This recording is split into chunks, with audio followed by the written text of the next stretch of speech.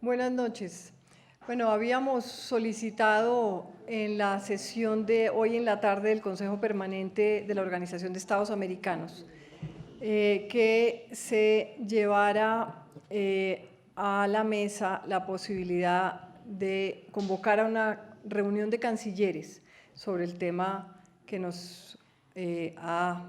que hemos vivido en todos estos días del maltrato de los colombianos y las deportaciones de los colombianos de Venezuela. Hubo un debate de 3 horas, se inició a las 3 de la tarde hasta las 6. Nuestro embajador ante la OEA, el doctor Andrés González, pudo explicar extensamente y detalladamente lo que han sufrido los colombianos en estas deportaciones y en esta salida masiva de Venezuela por temor y por angustia de permanecer en territorio venezolano.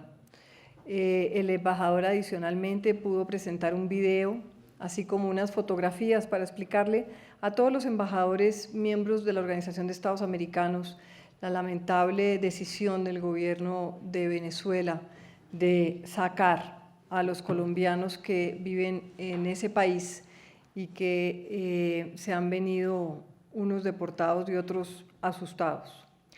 Se dio una votación, hubo el debate, además de la presentación del señor embajador, el señor embajador de la República Bolivariana de Venezuela respondió y hubo un debate en que todos los países tuvieron la oportunidad de participar.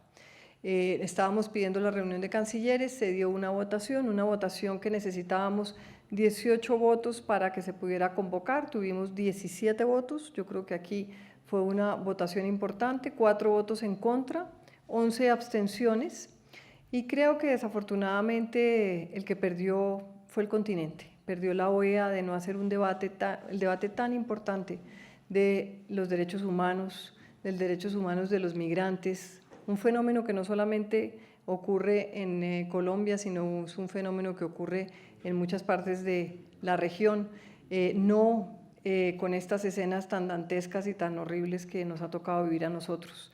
Pero creo que se hizo el debate, era importante que se hiciera, que el continente lo conociera y seguiremos trabajando por hacer valer esos derechos y para que Venezuela cese en esa sacada de colombianos masivamente como lo ha hecho en los últimos días. Bueno, ahora abriremos una sesión de preguntas. Tiene la palabra Orlando Villar de Caracol Radio. Canciller, muy buenas noches, en directo precisamente por Caracol Radio, la escuchan a esta hora. Canciller, hay una doble derrota, se siente una doble derrota diplomática en Colombia, teniendo en cuenta lo que ha ocurrido en la OEA y recientemente lo que se acaba de conocer del aplazamiento de la reunión con UNASUR, y de paso preguntarle qué pasa con el apoyo de los países de la región hacia Colombia. ¿Ahí de alguna manera le dieron la espalda en esta situación al país? No, mire, yo no lo veo como una derrota. También 17 votos es una demostración que la mayoría de los países, pues una gran cantidad de países quería debatir sobre este tema, quería conocer de la voz de los cancilleres la situación y, digamos, la posición de cada uno. No se dio, estábamos contando con el voto de Panamá, que es un país amigo, un país cercano, un país con el que tenemos la mejor relación, que tomó la decisión de abstenerse para poder ser mediador en una posible reunión entre el presidente Maduro y el presidente Santos. Ese era un voto importante. Todos sabemos que el Caribe son votos complejos, a pesar de eso tuvimos varios del Caribe. Pero yo le digo que yo no lo veo como una derrota porque además el debate se dio, no a nivel de cancilleres, pero sí a nivel de embajadores, un debate además que se pasó por televisión en CNN en directo casi todo el debate. Yo creo que se vieron las posiciones, se vio la explicación del gobierno de Colombia, más los videos y las imágenes que hablan por sí solas. Así que yo no lo veo como una derrota. En cuanto a la reunión de la UNASUR, lo que nos dijeron ahora al final de la tarde era que la canciller no estaba y la verdad vamos a evaluar si se justifica y si vale la pena ir a UNASUR. Nosotros lo que queremos es que el continente conozca que desafortunadamente Venezuela tomó una decisión de sacar a los colombianos de una manera completamente indigna.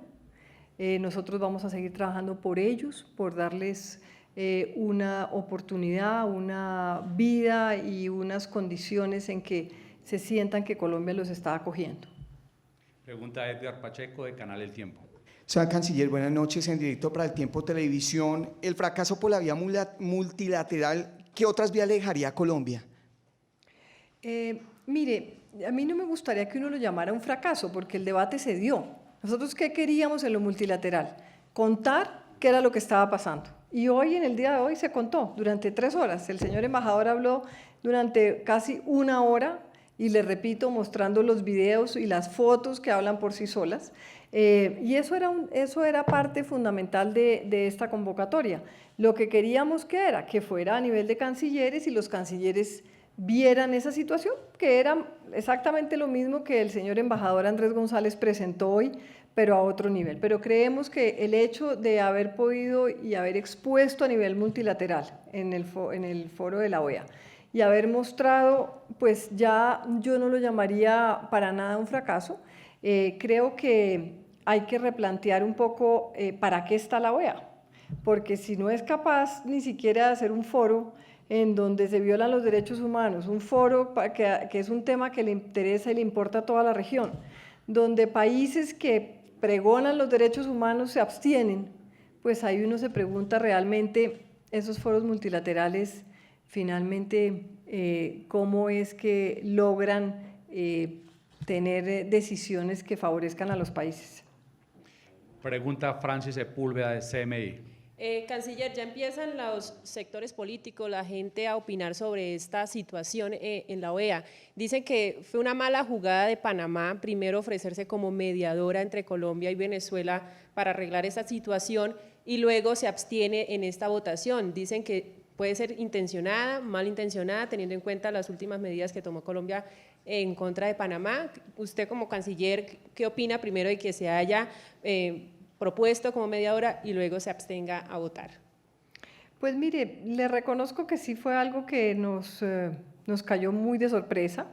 La canciller en los últimos días que yo había conversado con ella, pues había sido muy apoyadora, entendía la situación, sacaron un comunicado muy favorable y en el transcurso de la tarde, al parecer, tuvieron alguna conversación con el presidente de Venezuela y creyeron que podían o creen que que era mejor abstenerse para poder servir de mediadores. Digamos que nos hubiera gustado que apoyaran la decisión de una reunión, que eso no va en detrimento de una reunión bilateral más adelante.